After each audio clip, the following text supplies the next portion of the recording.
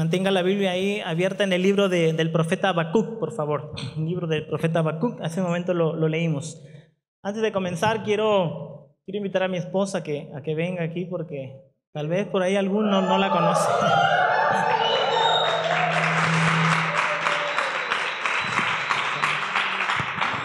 ¿Cómo están? Dios les bendiga. Es un gozo, una bendición poder estar aquí, que es mi casa. Hace 12 años es mi casa. Son mi familia y doy gracias a Dios por esa bendición que me da de estar aquí. Es un gozo tremendo ver nuevas generaciones, otras no tan nuevas, ¿verdad? Unas en donde me tocó servirles a ustedes y doy gracias a Dios por ello. Y doy gracias a Dios también por cada uno de ustedes porque sé que están orando por mí, por mi familia y de verdad que sus oraciones han hecho mucho la diferencia. De verdad, muchísimas gracias. Que el Señor les bendiga grandemente. Amén. Gracias.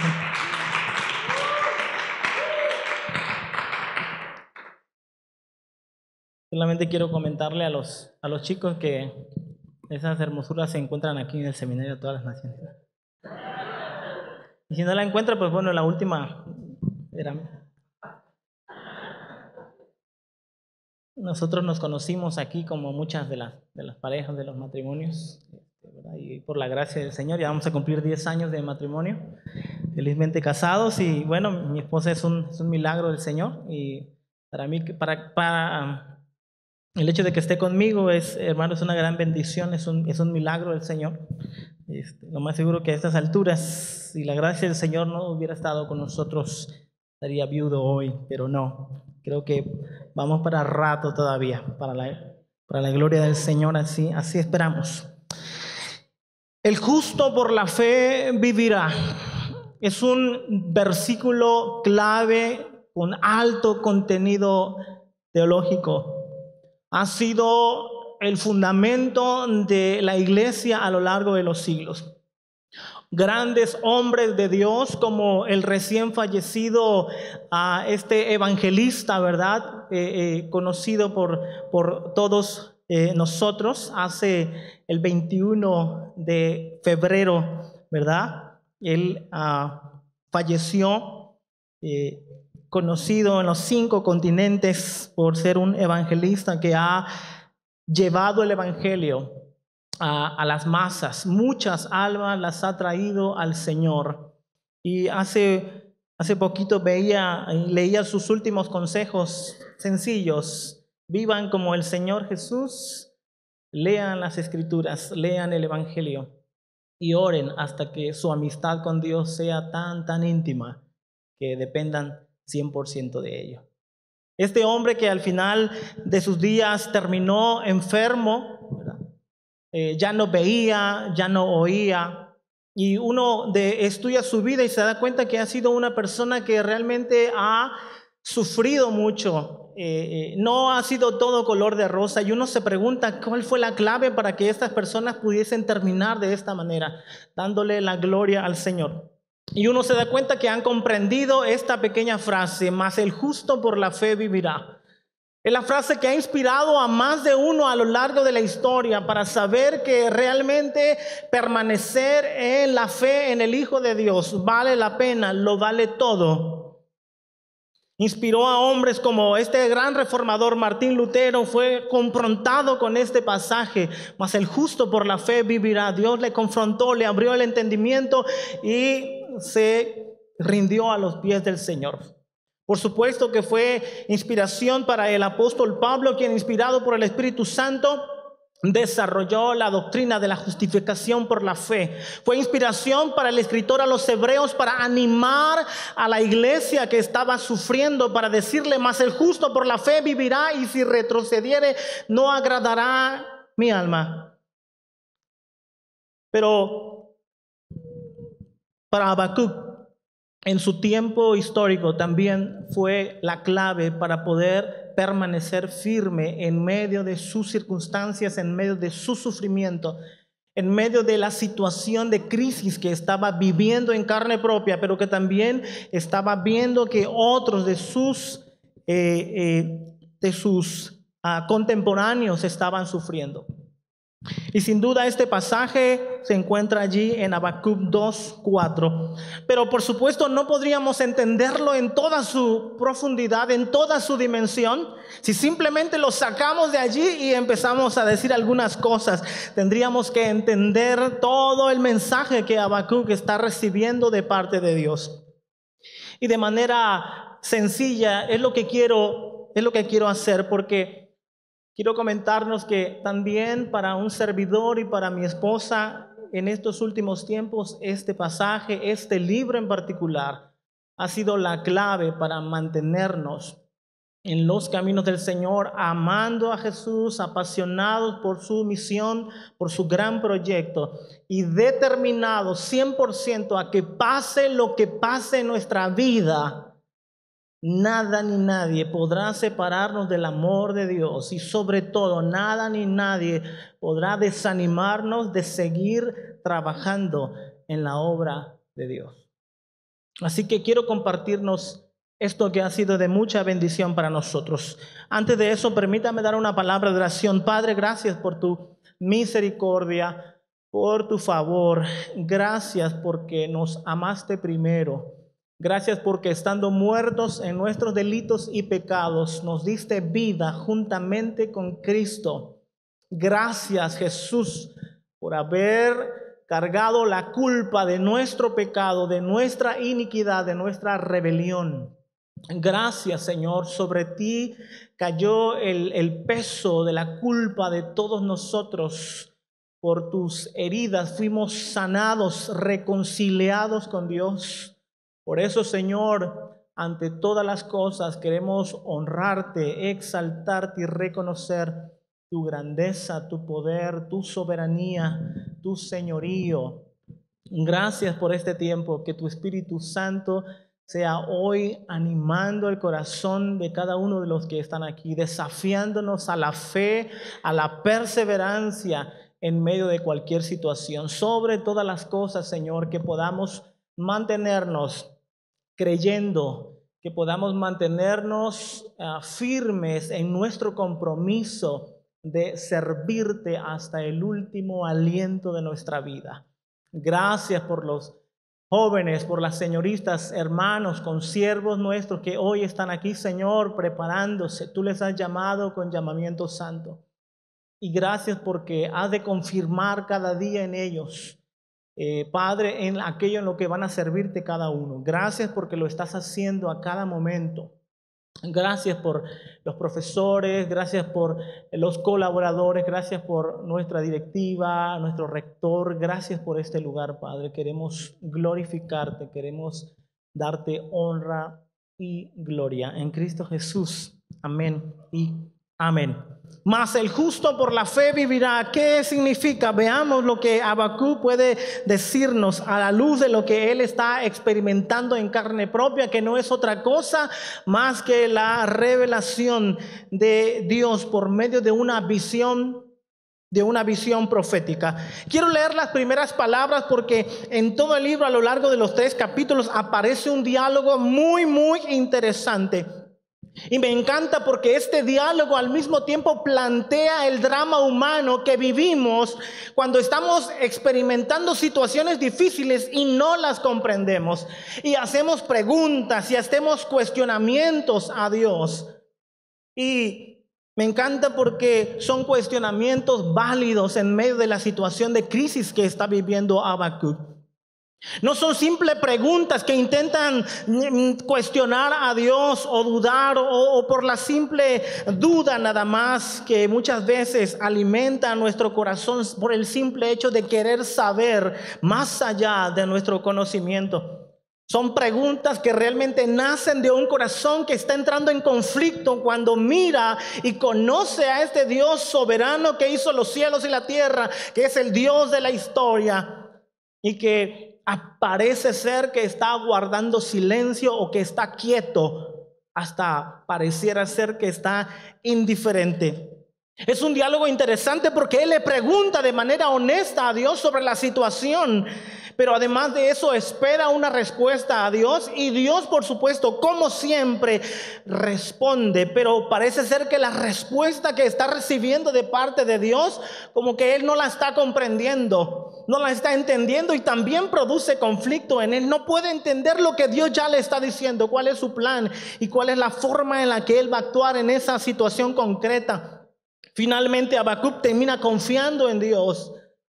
Se anima a él mismo, recordando y repasando los actos liberadores de Dios por medio de una descripción tan detallada, con tantas imágenes, que eso nutre su corazón de fe, y está listo. Después de haber repasado los actos redentores de Dios, donde Dios se ha revelado de manera magnífica, y él clama y dice: Señor, vuelve a hacer esas obras poderosas, dalas a conocer en nuestro tiempo.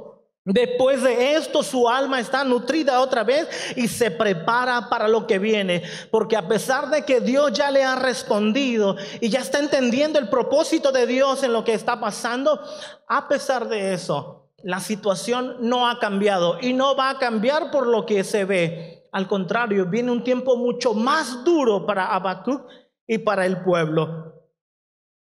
Y coronando el libro aparece como una doxología, un cántico de gloria, afirmando que en Dios él va a gozarse aún en medio de las situaciones, no importa lo que pase o deje de pasar.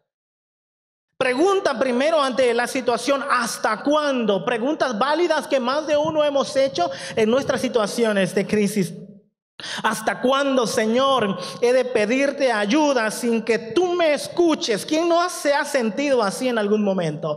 ¿Hasta cuándo he de quejarme de la violencia sin que tú nos salves? ¿Por qué me haces presenciar calamidades? ¿Por qué debo contemplar el sufrimiento? Veo ante mis ojos destrucción y violencia, surgen riñas y abundan las contiendas. Por lo tanto, se entorpece la ley y no se da curso a la justicia. El impío acosa al justo y las sentencias que se dictan son injustas. Aquí está el reclamo, el cuestionamiento válido de el profeta Habacuc al ver la situación que está sucediendo en Judá. Ya ha pasado años y el reino del norte ya ha caído y el reino del sur permanece en pie, pero ha llegado la maldad ya a sus límites y Dios está a punto de traer juicio sobre Judá. El perverso rey Joacim está gobernando y, por lo que se deja ver, ha sido el rey injusto, y según los cronistas, al igual que muchos reyes de Judá, de Israel también, ha hecho lo malo delante del Señor, y con este calificativo nos deja ver cómo es que su reinado ha sido perverso e injusto. Hay injusticia social, el pobre está sufriendo, hay hambruna, hay situaciones de violencia, la ley no se está aplicando, hay sufrimiento. Habacuc lo está sufriendo en carne propia. La gente, hay un pequeño remanente por ahí todavía que está siguiendo y sirviendo a Dios y esperando la salvación del Señor. Así que Habacuc está cuestionando a Dios porque aparentemente el juicio no ha llegado. Dios no ha juzgado la maldad de Judá, y Habacuc está preguntando: Dios, ¿hasta cuándo lo vas a hacer? Así que después de cuestionarse, viene la respuesta delante de Dios y le anuncia que está a punto de hacerse cosas extraordinarias, que aun cuando te las expliquen, cuando las cuenten, dice, va a ser difícil que puedas creerlas. Y por supuesto que Habacuc está expectante a lo que Dios va a decirle. Seguramente Dios me va a dar una solución, seguramente Dios ya tiene el control de todas las cosas, así que espero su respuesta. Interesante que la respuesta que Habacuc recibe como que no concuerda con la expectativa y con el conocimiento que él tiene de Dios y sobre todo de su manera de actuar. De tal manera que la resolución de Dios ante la queja de Habacuc, ante la situación de crisis que prevalece, de injusticia que prevalece, el Señor le dice a Habacuc: este es el plan. Voy a levantar a una nación a los babilonios, a los caldeos. Esa nación grande, poderosa, que viene arrasando con todos los pueblos. Y lo está describiendo a partir del versículo 5, cómo es que esta nación ha ridiculizado a los reyes, se ha burlado de los gobernantes, se ríe de las ciudades amuralladas. Aunque construyan ellos murallas con terraplenes, ellos van a tomar las ciudades. Son un viento que a su paso arrasa todo. Su pecado es hacer de su fuerza un Dios. Este es el plan de Dios. Esta es la respuesta de Dios para Habacuc. La situación que estás viviendo yo la voy a resolver de esta manera. Yo voy a enviar juicio y voy a hacer justicia al rey Joacim y a todos esos gobernantes injustos. Y voy a hacer justicia, pero lo voy a hacer de esta manera, levantando a una nación que es todavía más injusta y más perversa que el mismo pueblo. Y eso es lo que Habacuc inmediatamente golpea en su mente. Le dice: Señor, ¿qué estás haciendo? ¿Cómo es posible, Señor, si tú eres justo, eres santo, eres perfecto, miras la maldad, no estás de acuerdo con ella, la juzgas inmediatamente, y ahora me respondes que lo que vas a hacer es que vas a levantar a una nación que es perversa a más no poder, y la vas a usar como tu instrumento de justicia para castigar a tu pueblo que es más justo? Señor, no lo entiendo, no lo entiendo.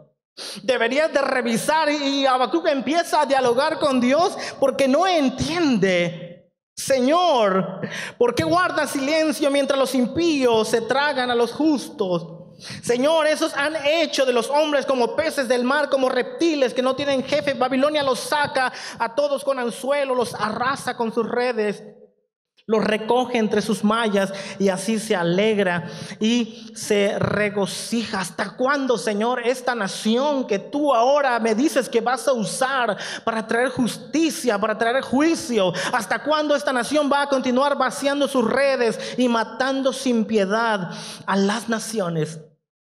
Pero ante la revelación del plan de Dios, del proyecto de Dios, aunque Habacuc no entiende, termina diciendo: ok, Señor, me mantendré alerta.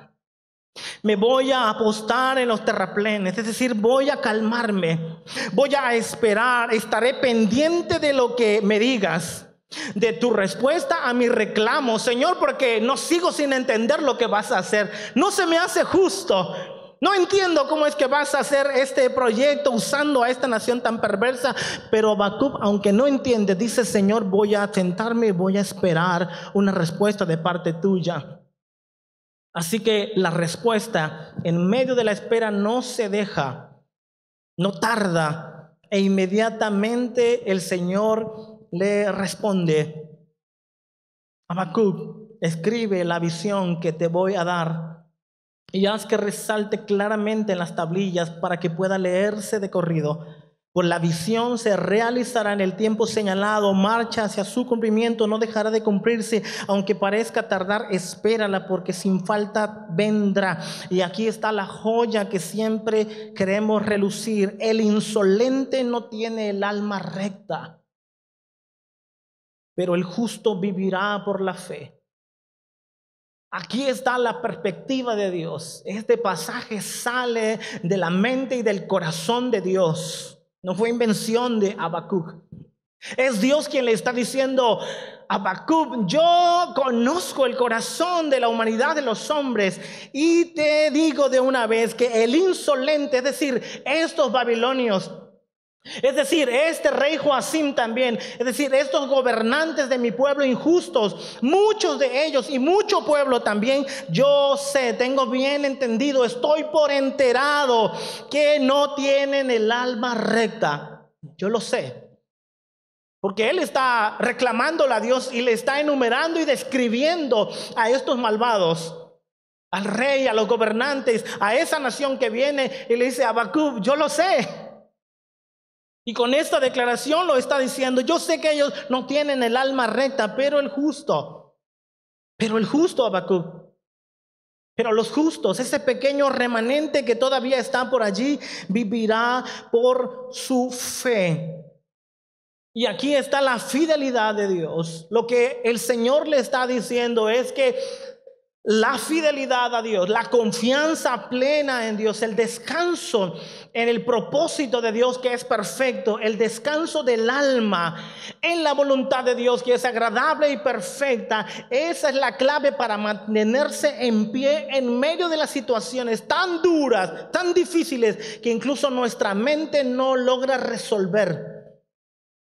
La única manera de permanecer firmes, de pie y confiando en Dios es que abracemos el proyecto de Dios, aunque aparentemente no lo está entendiendo Habacuc. El justo por la fe vivirá. Vas a permanecer firme, vas a permanecer de pie si confías, si descansas plenamente en lo que Dios es y en lo que Él está a punto de hacer. Eso es lo que Dios le está diciendo al profeta Habacuc. Así que a continuación va a describirle el Señor también la maldad de estos hombres, pero sobre todo lo que Él está a punto de hacer.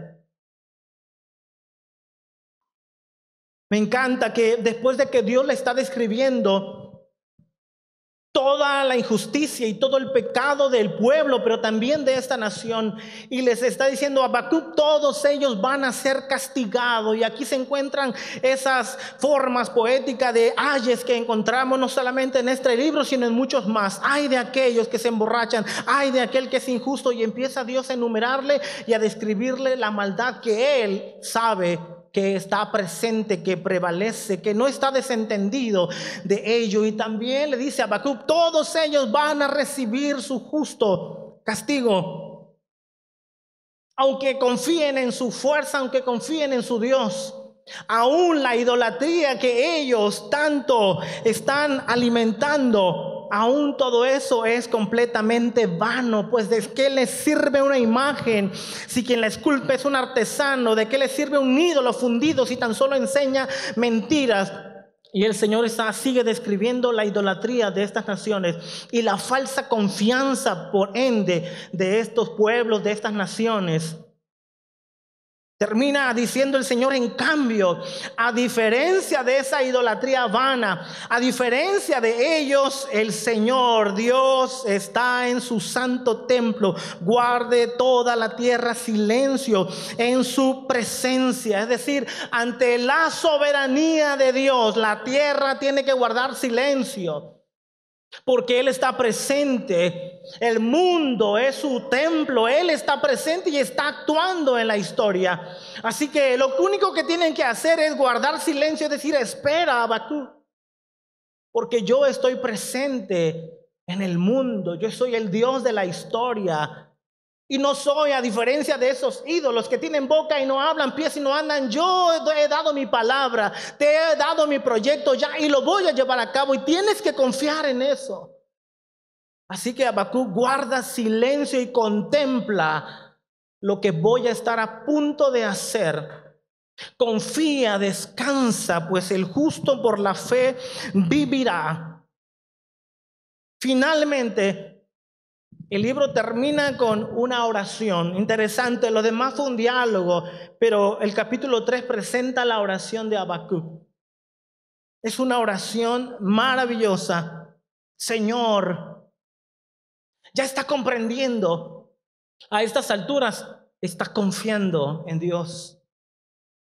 A estas alturas está abrazando el proyecto, el plan de Dios, aunque todavía no lo comprende a cabalidad, pero ha decidido confiar en Dios. Y lo único que tiene de seguro es lo que él ya ha sido testigo y su pueblo. Hay una historia detrás de él, de un Dios que ha intervenido en la historia, que jamás ha defraudado, que ha salvado y que ha redimido a un remanente que clama y que espera pacientemente en Dios. Así que en esta oración que a continuación viene, lo que va a hacer es que va a adorar a Dios, a exaltar y va a recordar todos los actos liberadores de Dios. Señor, he oído tu fama y temido tus obras, Señor, me dejan pasmado. Empieza a adorar y a exaltar esas obras de Dios para nutrir más su corazón todavía. Y empieza a describir lo que pasó en el Sinaí. Su gloria cubrió el cielo, de alabanza se llenó la tierra, su brillantez es la del relámpago, rayos brotaron de sus manos, una plaga mortal lo precede. Está describiendo todo aquello que pasó en el Éxodo. Después se pasa a describir al desierto, cómo es que en ese peregrinaje vieron la mano de Dios, la intervención de Dios allí en Cusán, en Madián. Después comienza a recordar también el Jordán. Te enojaste, oh Señor, con los ríos. Estuviste airado contra las corrientes. Tan enfurecido estabas contra el mar que cabalgaste en tus caballos y montaste en tus carros de manera victoriosa. Descubriste tu arco, llenaste de flechas tu aljaba. Está recordando a Habacuc los actos poderosos de Dios. Cómo les entregó la tierra por mano de Josué. Cómo vieron a esos grandes ejércitos caer postrados, derrotados ante la intervención de Dios. El sol y la luna se detuvieron en el cielo por un momento. Está recordando todo eso. Saliste a liberar a tu pueblo, saliste a salvar a tu ungido, aplastaste al rey de la perversa dinastía, lo desnudaste de pies a cabeza. Otra vez está recordando todos los actos liberadores de Dios y está nutriendo así su confianza, porque el justo sabe ya que por la fe se va a mantener de pie. Así que después de que ha nutrido su alma y su corazón con la palabra, con la historia de Dios, ahora sí está listo. Señor, al oír se estremecieron mis entrañas a tu voz. Él está experimentando una clase de éxtasis en esa experiencia de recordar los actos liberadores de Dios, de repasar la historia de Dios. Él está teniendo realmente, está siendo conmovido literalmente en todo su ser, su cuerpo, su espíritu, su alma, su mente. Todo está compungido y se está llenando de Dios. Así que es en ese momento en el que su corazón está ensanchado de fe por haber recordado los actos liberadores de Dios. Ahora sí está en la posibilidad de poder hacer esa majestuosa declaración. Este texto que tanto amamos también y cómo nos gusta confesar. Pero solamente podemos hallarle el significado, la profundidad, cuando hemos seguido toda la historia.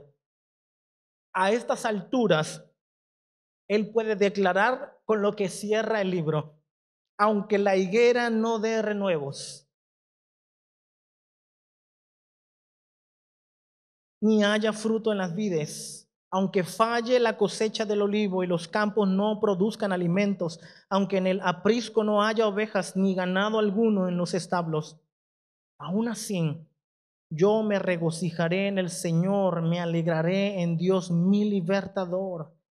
El Señor omnipotente es mi fuerza, da a mis pies la ligereza de una gacela y me hace caminar por las alturas. Así concluye, adorando y declarando que no importa lo que pase o deje de pasar, él ya ha entendido, mas el justo por la fe vivirá. A estas alturas de la historia, Habacuc sabe que lo que se aproxima son los caldeos. Próximos están a entrar en la ciudad, pero antes de ello sabe que la van a sitiar aproximadamente por año y medio. Sitiaron Jerusalén, Nabucodonosor, y fueron los años en el que se agravó la crisis y la situación. Si ya de por sí había crisis, Habacuc sabe que Babilonia está en camino y cuando llegue va a sitiar la ciudad, y año y medio estuvo sitiada. Las cosas empeoraron. Eso es lo que quiero que vean y contemplen. A estas alturas las cosas van a empeorar.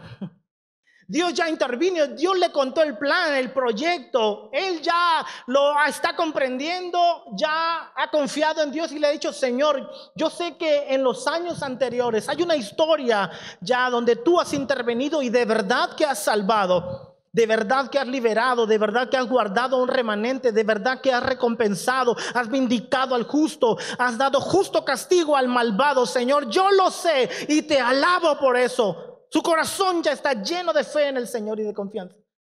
Pero sabe que a pesar de todo eso, se aproxima un tiempo más duro todavía, más duro todavía. Es por eso que sabe que como la ciudad va a estar sitiada, va a ser difícil que haya vid, que haya higuera, que haya higos, que haya cosecha, que los campos produzcan alimentos, que las ovejas estén allí para suplir alimento y demás. Sabe que no va a haber ganado, sabe que se va a acabar todo, sabe que va a empeorar el asunto. Qué interesante. Porque no es la perspectiva de muchas veces del concepto de fe que se ha manejado en muchas ocasiones. Mas el justo por la fe vivirá. A veces tener fe pensamos que, porque voy a tener fe, y sí, nutre tu corazón en los actos poderosos de Dios, piensas que de inmediato tu situación va a cambiar y esa es la única expectativa que tienes. El problema está cuando las cosas no cambian y cuando las cosas se empeoran más todavía, cuando se supone que ya descansaste y pusiste tu confianza en Dios y luego las cosas se empeoran. Sospecho que no hemos entendido el concepto y sobre todo lo que Habacuc realmente ha comprendido. Mas el justo por la fe vivirá significa que confiamos en el Dios de la historia. Que confiamos en que ese Dios soberano que está sentado en el trono, que la tierra toda es su templo y que Él está actuando desde el principio y que tiene un gran proyecto y lo va a llevar a cabo y que ya lo llevó a cabo en Jesucristo, el Hijo de Dios. Jesús ha venido a reconciliar a todos con Dios, ha venido a reunir todas las cosas en Él.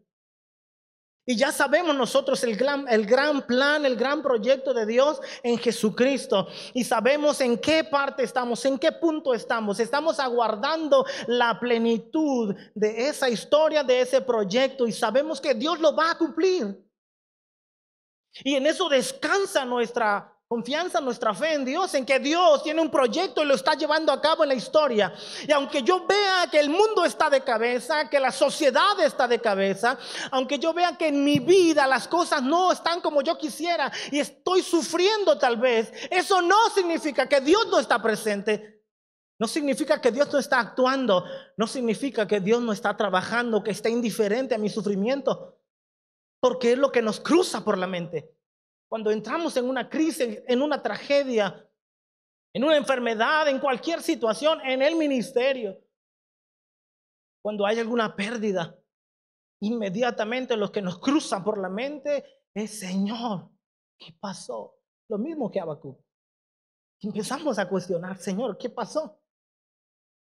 Estoy sirviendo, estamos haciendo esto, Señor, el evangelio lo estamos predicando, está pasando todo eso y de repente viene esta desgracia y de repente hay esta pérdida y de repente vemos que los justos se los están tragando, se los están comiendo vivos, los impíos. Señor, ¿qué pasó? ¿Qué pasó? ¿Qué estás haciendo? Pero otra vez, mas el justo por la fe vivirá. ¿Qué significa? Significa que estoy confiando plenamente en Dios, en el Dios, repito, de la historia, en el Dios que tiene un proyecto y que en Jesucristo lo está llevando a cabo. Y que si Él dijo que iba a venir y se encarnó y realmente vino y vivió y murió crucificado y fue sepultado y resucitó al tercer día y ascendió a los cielos y está sentado a la diestra de Dios y que desde ahí va a venir por segunda vez. Si nosotros hemos abrazado esa fe, ese evangelio, sabemos entonces que de verdad el plan de Dios es una realidad y lo va a llevar a cabo porque ya lo hizo. Y lo único que aguardamos es que la historia se precipite a su final glorioso. Aguardamos la plenitud de los tiempos donde va a haber esa escena magnífica de Apocalipsis: cielos nuevos, tierra nueva, donde mora la justicia, donde toda lágrima será enjugada, donde Dios será nuestra morada y nosotros estaremos con Él para servirle. Ese cuadro magnífico allá aguarda y la historia se precipita hacia allá. Ese es el plan, ese es el proyecto de Dios. Ese es el gran proyecto de Dios, magnífico, glorioso. y nos ha dejado también pasmados a nosotros. Así que, hermanos, mas el justo por la fe vivirá. Es que estamos confiando plenamente en Jesucristo, el Hijo de Dios, que está llevando a cabo los propósitos de Dios hacia su culminación. Eso es lo más grande, eso es lo más importante. Y puede pasar lo que sea que pase en nuestra vida. Lo importante aquí es que Dios está trabajando, Él está actuando. Él ya actuó en Jesucristo. En la cruz ya venció. Eso es lo que creemos, es lo que confesamos, ¿sí o no? Venció al pecado, venció al diablo, venció al que tenía el dominio de la muerte, a la muerte misma. Ya venció. Y lo único que aguardamos es esa culminación, esa plenitud. Hacia allá nos precipitamos todo. Cuando logramos tener esta perspectiva del Dios de la historia, de Jesucristo, el Hijo de Dios, que va a tener a plenitud la historia y que está trabajando para que su proyecto se lleve a cabo, entonces yo puedo ver la vida de una perspectiva, con una perspectiva diferente. Y la desgracia y la crisis y la situación de sufrimiento y cualquiera que sea mi situación, jamás me va a detener. Jamás me va a hacer desconfiar de Dios. Jamás me va a poner a decir, oh Dios, ¿por qué hiciste esto? ¿Por qué, Señor, me quitas? ¿Por qué me das? ¿Por qué sufro? ¿Por qué? Esas preguntas ya no van a tener en nosotros cabida. Cuando entendemos que el Dios de la historia en Jesucristo está llevando a cabo su plan perfecto y estamos incluidos. Y es más, estamos colaborando con Dios en su plan, en su proyecto. Me está usando en su misión. Y soy parte de ese gran proyecto, de ese plan de Dios. Así que lo único que me queda es unirme al propósito de Dios y trabajar en su proyecto y desgastar la vida en ello.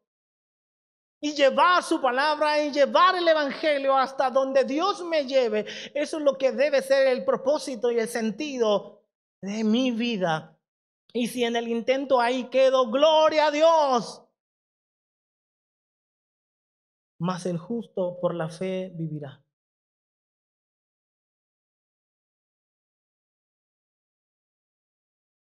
Quiero terminar con esto.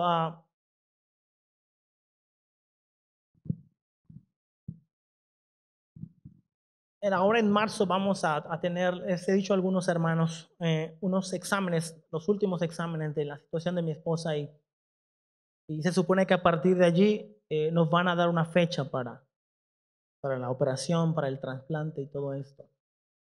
Y ya nos hemos informado de cómo va a estar ahí el asunto más o menos.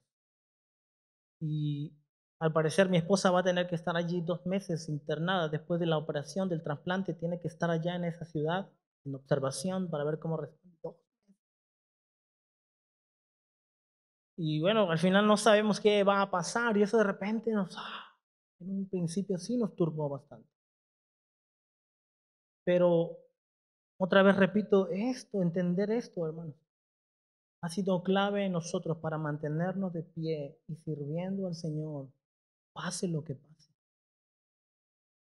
Y ya estamos de acuerdo yo y mi esposa y ambos hemos proclamado lo mismo.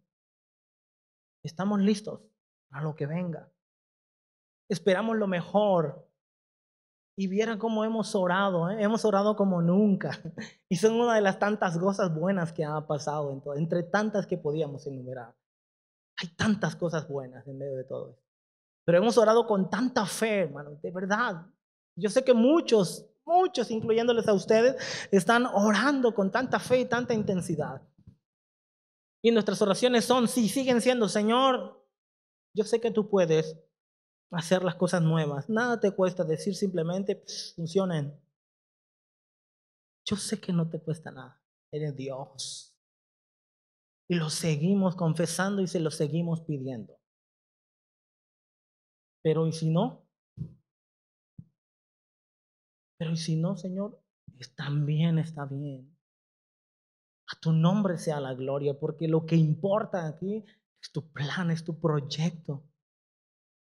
Y no pasa nada. Porque en ese gran proyecto estamos incluidos, Señor.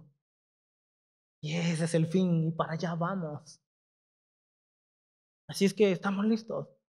Y aún aguardamos que cosas hermosas sucedan y pasen y sabemos que vienen tiempos muy difíciles, muy duros, pero también el justo por la fe vivirá. Señor, está bien, aguardamos en ti con expectativa, pase lo que pase, sea bueno o sea malo, porque puede pasar de todo y lo sabemos. Pero ya estamos de acuerdo, pase lo que pase, a Dios sea la gloria. Y se lo hemos dicho al Señor, Señor, tú lo sabes, pase lo que pase, tú lo sabes. Te vamos a seguir sirviendo con pasión, con amor, hasta el último aliento de nuestras vidas. Porque ese es el plan, ese es el proyecto, ese es el gran propósito de Dios. Y magnífico que podemos colaborar con Él hasta donde Él quiera. Mas el justo por la fe vivirá. Es una vida que confía plenamente en Dios, en medio de cualquier situación, no importa la que sea. Confiamos en lo que Él está haciendo en su historia, en su mundo. Y esa historia nos incluye a nosotros de principio. Es el justo por la fe. Espero que hoy hayamos sido animados. No sé qué situación podamos estar pasando, pero sigamos confiando, sigamos creyendo en Dios y en su propósito eterno en Cristo Jesús. Eso es lo más grande. No hay nada más grande que eso. No hay nada más importante que eso. Y ahora entiendo por qué Pablo dice, en poco estimo mi vida. Ahora lo entiendo. Porque lo más importante aquí es el plan de Dios, el proyecto de Dios, la misión de Dios. Es la gloria de Dios. Espero que hoy haya sido animado, desafiado, que no te detenga nada. No sé qué situación puedas pasar o vayamos a pasar. Y si aún no la estás pasando, qué bueno, pero prepárate para lo que vaya a venir saliendo de aquí. Yo espero que esto te retumbe siempre en el corazón y en la mente, aunque cualquier situación puedas pasar, te mantengas firme y no dependas de las circunstancias. Porque a veces van a ser muy buenas, pero a veces aparentemente van a estar muy mal. Pero Dios sigue siendo fiel. Y Él sigue trabajando en su proyecto y lo va a llevar a cabo. A Él sea la gloria. Oremos.